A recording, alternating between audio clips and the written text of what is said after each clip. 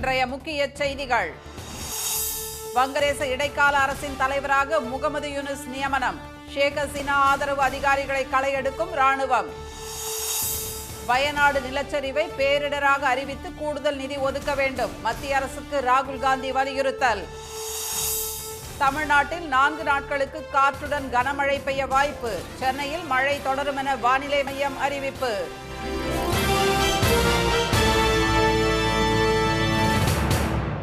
வணக்கம். வணக்கம். வங்கதேச இடைக்கால அரசின் தலைவராக ராணுவம் பரிந்துரைத்தவரும் நொபேல் பரிசு பெற்றவருமான பேராசிரியர் முகமது யூனுஸ் நியமிக்கப்பட்டுள்ளார். வங்கதேச சுதந்திர போராட்ட வீரர்களின் வாரிசுகளுக்கு அரசு வேலைவாய்ப்பில் 30% இடஒதுக்கீட்டை மீண்டும் வழங்க பிரதமர் ஷேக் ஹசீனா முடிவு செய்தார். இதற்கு கடும் எதிர்ப்பு தெரிவித்த மாணவர்கள் ஷேக் ஹசீனா பதவி விலக வலியுறுத்தி கடந்த மாதம் போராட்டத்தை தொடங்கினர். 1 மாதத்திற்கும் மேலாக நீடிக்கும் போராட்டத்தில் 300க்கும் மேற்பட்டோர் பலியானார்கள். நேற்று முன்தினம் பிரதமர் இல்லத்தை போராட்டக்காரர்கள் முற்றுகையிட்டதை அடுத்து பிரதமர் பதவியை ராஜினாமா செய்த ஷேக் ஹசீனா விமானப்படை ஹெலிகாப்டரில் நாட்டை விட்டு வெளியேறினார். டெல்லி அருகே உள்ள ஹிண்டன் விமானப்படை தளத்தில் வந்திறங்கிய ஷேக் ஹசீனா, அவரது தங்கை ரெஹானா ஆகியோர் மத்திய அரசின் பாதுகாப்பில் தங்க வைக்கப்பட்டுள்ளனர். ஜனநாயக விரோத ஆட்சியை நடத்தியதன் காரணமாக பிரிட்டன், அமெரிக்கா, பின்லாந்து உள்ளிட்ட மேற்கத்திய நாடுகள் அவருக்கு அரசியல் அடைக்கலம் கொடுக்க மறுத்துவிட்டன. அவர் தஞ்சமடைய இருக்கும் ஒரே வாய்ப்பு ஐக்கிய அரபு அமீரகம்தான் என்று கூறப்படுகிறது. இந்நிலையில் லட்சக்கணக்கான மக்களை வறுமையில் இருந்து மீள உதவியதற்காக 2006ஆம் ஆண்டு நொபேல் பரிசு பெற்ற முகமது யூனுஸ் இடைக்கால அரசின் தலைவராக நியமிக்கப்பட்டுள்ளதாக அதிபர் முகமது ஷஹாபுதீன் அதிகாரப்பூர்வமாக அறிவித்துள்ளார். சிறந்த தொழில் முனைவோர், பொருளாதார நிபுணர் மற்றும் சமூக தலைவர் என பல்வேறு சிறப்புகளை பெற்ற அவர் ராணுவ பின்புலத்துடன் இடைக்கால ஆட்சி நடத்துவார் என தெரிவிக்கப்பட்டுள்ளது. இதற்கிடையே ஷேக் ஹசீனாவுக்கு நம்பிக்கைக்குரிய ராணுவ அதிகாரிகளை களையெடுக்கும் பணியில் அந்நாட்டு ராணுவம் ஈடுபட்டுள்ளது. அதன் ஒரு பகுதியாக அதிரடிப்படை கமாண்டராக இருந்த ஜியா உல் ஹசன் நீக்கப்பட்டுள்ளார். கடந்த ஆட்சியில் வீட்டுச் சிறையில் அடைக்கப்பட்ட பங்களாதேஷ் தேசியவாத கட்சியின் தலைவரும் முன்னாள் பிரதமருமான கலிதா ஜியா விடுதலை செய்யப்பட்டுள்ளார். நாட்டின் சொத்துக்களுக்கு சேதம் விளைவிக்காமல் போராட்டத்தை கைவிடுமாறு ராணுவமும் மாணவர் அமைப்பின் தலைவர்களும் விடுத்த வேண்டுகோளை ஏற்க மறுத்துள்ள போராட்டக்காரர்கள் இந்தியாவில் தஞ்சமடைந்துள்ள ஷேக் ஹசீனாவை தங்களிடம் ஒப்படைக்க வேண்டும் என வலியுறுத்தியுள்ளனர். வயநாடு நிலச்சரிவை தேசிய பேரிடராக அறிவிக்க வேண்டும் என்று நாடாளுமன்றத்தில் எதிர்க்கட்சித் தலைவர் திரு ராகுல் காந்தி வலியுறுத்தியுள்ளார். கேரள மாநிலம் வயநாட்டில் பெய்த வரலாறு காணாத பெருமழையால் முண்டக்கை, மேப்பாடி, சூரல்மலை உள்ளிட்ட மலை கிராமங்களில் நிலச்சரிவு ஏற்பட்டு ஏராளமான வீடுகள் மண்ணில் புதைந்தன. உயிரிழப்பு 400ஐ தாண்டியுள்ள நிலையில் 200 பேரின் நிலை என்னவென்று தெரியவில்லை. 10,000க்கும் மேற்பட்டோர் நிவாரண முகாம்களில் தங்க வைக்கப்பட்டுள்ளனர். இன்னும் மீட்பு பணிகள் முடிவடையாத நிலையில் இதனை தேசிய பேரிடராக அறிவிக்க வேண்டும் என்ற கேரள அரசின் கோரிக்கையை மத்திய அரசு ஏற்க மறுத்துவிட்டது. இதையடுத்து நிலச்சரிவால் பாதிக்கப்பட்ட பகுதிகளை மாநில பேரிடர் பாதித்த பகுதிகளாக கேரள அரசு அறிவித்துள்ளது. இந்நிலையில் மக்களவையில் கேள்வி நேரம் முடிந்தவுடன் வயநாடு பேரிடர் குறித்து பேசிய எதிர்க்கட்சித் தலைவர் திரு ராகுல் காந்தி வயநாடு நிலச்சரிவை மத்திய அரசு தேசிய பேரிடராக அறிவிக்க வேண்டும் என்று வலியுறுத்தினார். பாதிக்கப்பட்டுள்ள பகுதிகளை நேரில் சென்று பார்த்ததை உணர்வுபூர்வமாகவும் வலிமிகுந்த வார்த்தைகளுடனும் விவரித்து பேசிய அவர் பாதிக்கப்பட்ட மக்களுக்கு உதவிடும் வகையில் மத்திய அரசு கூடுதல் நிதி ஒதுக்க வேண்டும் என்றும் கேட்டுக்கொண்டார். So I would urge the Union government to support a comprehensive rehabilitation package for Wayanad, including for building disaster resilient infrastructure and to help the affected communities. To declare the Wayanad landslides as a national disaster.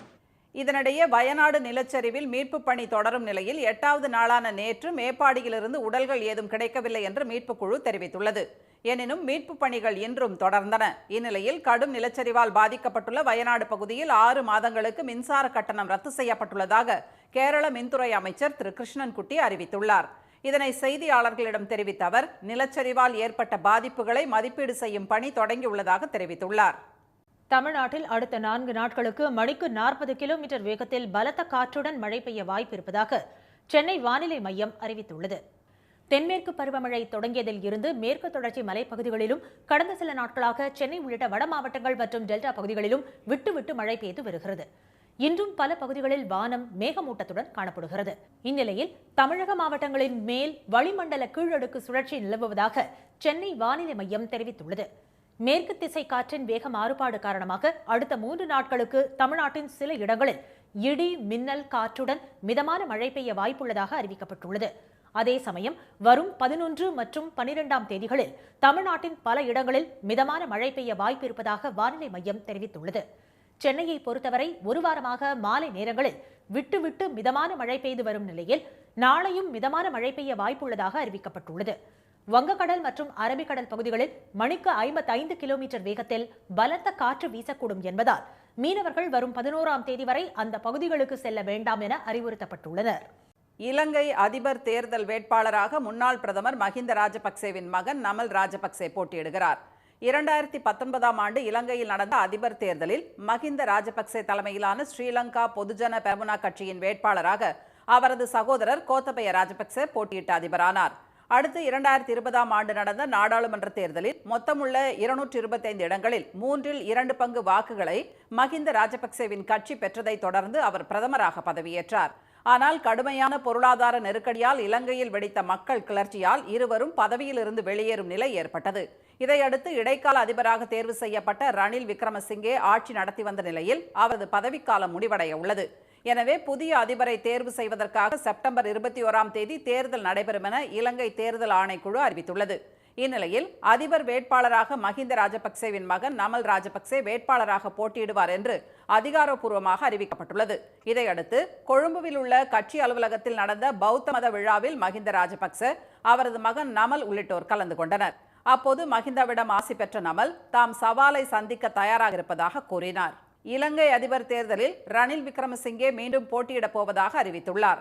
எதிர்க்கட்சி தலைவர் சஜித் பிரேமதாச, தேசிய மக்கள் சக்தியின் தலைவர் அனுரகுமார திசநாயக்க, முன்னாள் ராணுவ தளபதி சரத் பொன்சேகா ஆகியோரும் களமிறங்க முடிவு செய்துள்ளனர். தமிழர் பகுதிகளில் உள்ள கட்சிகள் அனைத்தும் இணைந்து பொது வேட்பாளராக தமிழர் ஒருவரை நிறுத்த முடிவு செய்து அதற்கான ஒப்பந்தத்தில் கையெழுத்திட்டுள்ளது குறிப்பிடத்தக்கது.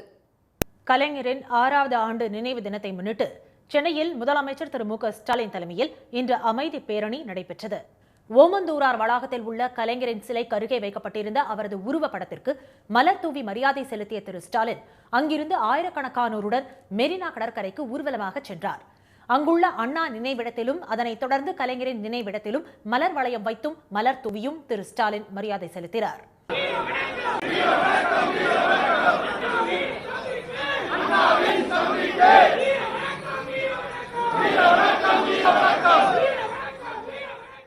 முதலமைச்சரை தொடர்ந்து அமைச்சர்கள், எம்பிக்கள், எம்எல்ஏக்கள் உள்ளிட்டோரும் மரியாதை செலுத்தினர். பின்னர் கோபாலபுரம் இல்லத்திற்கு குடும்பத்தினருடன் சென்று அங்குள்ள கலைஞரின் படத்திற்கு முதலமைச்சர் மரியாதை செய்தார். டெல்லி தீனதயாள் உபாத்யாய் மார்க்கில் உள்ள அண்ணா கலைஞர் அறிவாலயத்தில் கலைஞர் கருணாநிதியின் திருவுருவச் சிலை மற்றும் படத்திற்கு இந்தியா கூட்டணி கட்சிகளின் தலைவர்கள் மற்றும் பிரதிநிதிகள் மலர் தூவி மரியாதை செய்தனர். தமிழினம் இருக்கும் வரை கலைஞர் வாழ்ந்து கொண்டேதான் இருப்பார் என தலைவர்கள் அவருக்கு புகழாரம் சூட்டினர். நாகை மாவட்டம் திருக்குவளையில் கலைஞர் பிறந்த இல்லத்திலும் கலைஞருக்கு நினைவாஞ்சலி செலுத்தப்பட்டது. தாம்பரம், விழுப்புரம், சேலம் உட்பட தமிழ்நாடு முழுவதும் கலைஞரின் நினைவு தினம் கடைபிடிக்கப்பட்டது. இதனிடையே எக்ஸ் தளத்தில் திரு ஸ்டாலின் விடுத்துள்ள பதிவில் தமிழ்நாடு அடைந்துள்ள முன்னேற்றங்களை பட்டியலிட்டு அவற்றின் வரலாற்றை சொன்னால் கலைஞரின் பெயர் உயர்ந்து நிற்கும், உயிருடன் நிற்கும் என்று தெரிவித்துள்ளார். கலைஞர் காட்டிய வழியில் அவர் கட்டிய படை பீடு நடை போடும் என்றும் திரு ஸ்டாலின் குறிப்பிட்டுள்ளார். இனி வருவது செய்தி துளிகள்.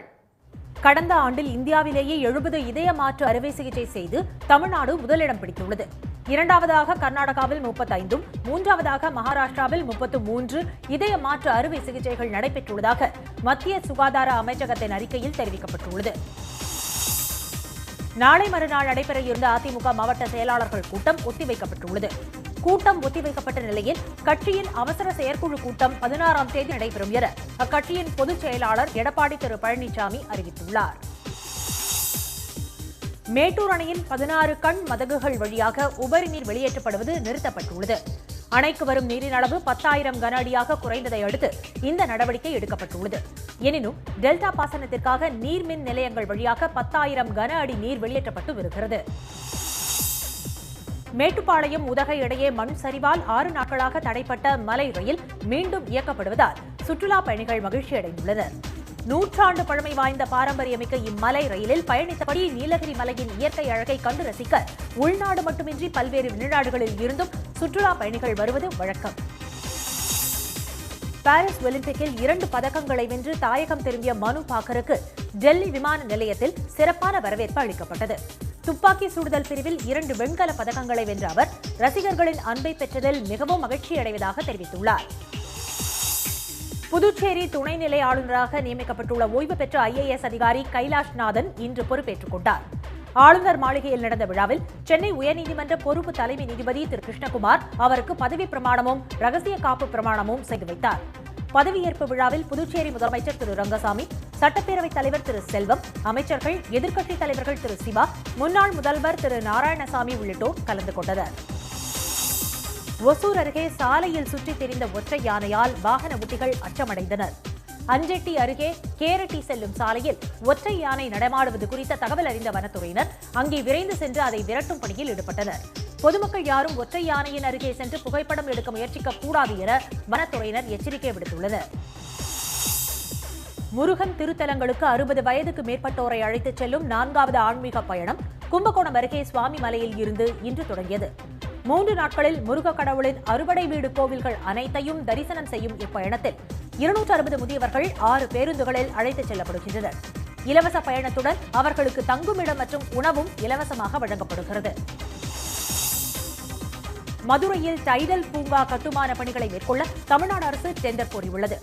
மாட்டுத்தாவணி பேருந்து நிலையம் அருகே 5.63 ஏக்கர் பரப்பளவில் 1200 கோடி ரூபாய் மதிப்பீட்டில் 13 தளங்களை கொண்டதாக அமையவிருக்கும் டைடல் பார்க்கில் முதற்கட்டமாக 5 ஏக்கரில் 600 கோடி ரூபாய் செலவில் கட்டடம் அமைக்கப்பட உள்ளது. இந்த டைடல் பார்க் செயல்பட தொடங்கும் போது 10,000 பேருக்கு வேலைவாய்ப்பு கிடைக்கும். தமிழக பகுஜன் சமாஜ் தலைவர் ஆம்ஸ்டாங் கொலை வழக்கில் இதுவரை 21 பேர் கைது செய்யப்பட்டுள்ள நிலையில் தமிழ்நாடு இளைஞர் காங்கிரஸ் நிர்வாகி அஸ்வத்தாமன் கைது செய்யப்பட்டுள்ளார். இதையடுத்து கட்சியின் அடிப்படை உறுப்பினர் உட்பட அனைத்து பொறுப்புகளில் இருந்தும் அஸ்வத்தாமன் நீக்கப்படுவதாக தமிழ்நாடு இளைஞர் காங்கிரஸ் மாநில தலைவர் திரு லெனின் பிரசாத் தெரிவித்துள்ளார். ஸ்ரீவில்லிபுத்தூர் ஆண்டாள் கோயில் ஆடிப்பூரம் திருவிழாவின் 9ஆம் நாளான இன்று தேரோட்டம் விமர்சையாக நடைபெற்றது. 4 ரத வீதிகள் வழியாக கோவிந்தா முழக்கத்துடன் வந்த திருத்தேரை பல்லாயிரக்கணக்கான பக்தர்கள் வடம் பிடித்து இழுத்து தங்கள் நேர்த்திக் கடனை செலுத்தினர். இன்றைய வர்த்தக முடிவில் மும்பை பங்குச்சந்தை குறியீட்டு எண் சென்செக்ஸ் 875 புள்ளிகள் அதிகரித்து 79,468 புள்ளிகளாக இருந்தது. தேசிய பங்குச்சந்தை குறியீட்டு எண் நிப்டி 305 புள்ளிகள் அதிகரித்து 24,297 புள்ளிகளாக நிறைவடைந்தது. மத்திய பட்ஜெட்டில் தங்கம் மீதான இறக்குமதி வரி குறைக்கப்பட்டதை தொடர்ந்து தங்கத்தின் விலை சவரன் 51,000 ரூபாய்க்கும் கீழே வந்துள்ளது. சென்னையில் இன்று ஆபரண தங்கம் விலை சவரனுக்கு 560 ரூபாய் குறைந்து 50,640 ரூபாயாகவும் 1 கிராம் 6,330 ரூபாயாகவும் உள்ளது. வெள்ளி விலை கிராமுக்கு 50 காசுகள் குறைந்து 1 கிராம் 87 ரூபாயாக உள்ளது. மீண்டும் இன்றைய முக்கிய செய்திகள். வங்கதேச இடைக்கால அரசின் தலைவராக பேராசிரியர் முகமது யூனிஸ் நியமிக்கப்பட்டுள்ளார். தமிழ்நாட்டில் அடுத்த 4 நாட்களுக்கு பலத்த காற்றுடன் மழை பெய்ய வாய்ப்பு இருப்பதாக சென்னை வானிலை மையம் அறிவித்துள்ளது. இத்துடன் இந்த செய்திகள் நிறைவடைந்தன. மீண்டும் சன் டிவியில் செய்திகள் காலை 7:30 மணிக்கு. செய்திகளை உடனுக்குடன் தெரிந்து கொள்ள சன் நியூஸ் தொலைக்காட்சியை பாருங்கள். வணக்கம். வணக்கம்.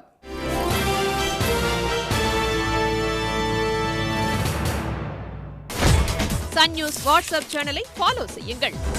QR கோடை ஸ்கேன் செய்து சன் நியூஸோடு இணைந்திருங்கள்.